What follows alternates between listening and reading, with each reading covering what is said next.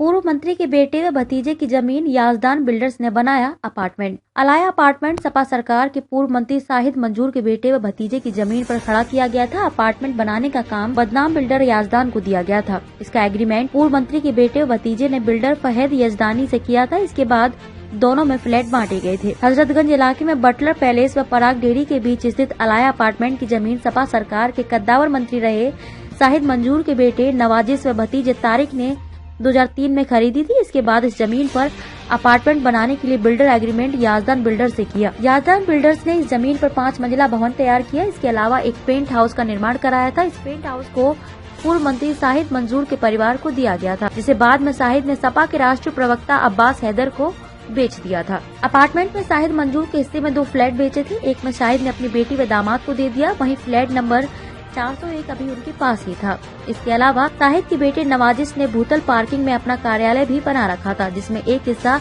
Yazdan builders भी प्रयोग कर रहा था। बेचे गए फ्लैटों की रजिस्ट्री पूर्व मंत्री शाहिद मंजूर के बेटे नवाजिश व भतीजे तारिक के नाम से की गई है। इससे भी उनकी पार्टनरशिप इसमें सामने आ रही है। पुलिस ने पूर्व मंत्री के बेटे को हिरासत में लिया है। हादसे की सूचना के बाद प्रदेश सरकार ने बिल्डर व जमीन के मालिक पर कार्रवाई की तैयारी शुरू कर दी है। पुलिस के उच्चाधिकारियों को जानकारी मिली है कि अपार्टमेंट में सपा के पूर्व मंत्री शाहिद मंजूर के बेटे व भतीजे की जिम्मेदारी है, तो मेरठ पुलिस ने तत्काल संपर्क किया। पुलिस मुखिया के आदेश पर पूर्व मंत्री के बेटे को मेरठ पुलिस ने हिरासत में ले लिया है और उससे पूछताछ की जा रही है। 3885 वर्ग फीट जमीन पर बना दिया अपार्टमेंट। सपा के पूर्व मंत्री शाहिद मंजूर ने इस संबंध में बताया कि हजरतगंज में 3885 वर्ग फीट जमीन उनके बेटे तो भतीजे ने वर्ष 2003 में खरीदी थी। इसके बाद याजदान बिल्डर्स ने एग्रीमेंट किया था। बिल्डर ने अपना हिस्सा बेच दिया था। मेरे बेटे व भतीजे का हिस्सा मिल गया था। बदनाम बिल्डर याजदान का मालिक फैद याजदानी 2017 के विधानसभा चुनाव में बिजनौर केबड़ापुर विधानसभा सीट से चुनाव लड़ा था। उसे बसपा ने